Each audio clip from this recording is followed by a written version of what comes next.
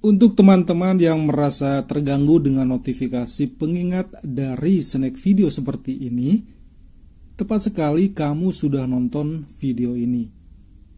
Kemarin saya punya akun snack video tetapi saya uninstall. Dan tetap saja notifikasi pengingatnya tiap waktu muncul dan itu terasa mengganggu.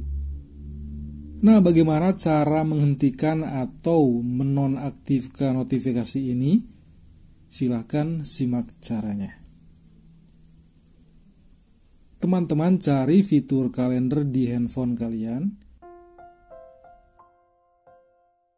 Kemudian tekan titik 3 di atas ini.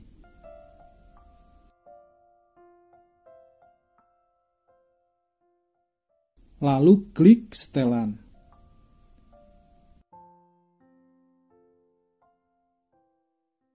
Scroll ke bawah.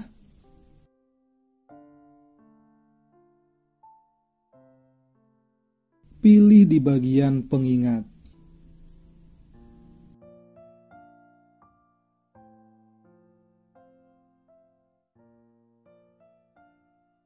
Di bagian ini notifikasi pengingatnya jangan diaktifkan. Akan tetapi pilihlah tidak ada pengingat. Jadi silahkan tekan di bagian tidak ada pengingat. Silahkan ikuti cara ini, semoga video ini bermanfaat ya. Terima kasih. Wassalamualaikum warahmatullahi wabarakatuh.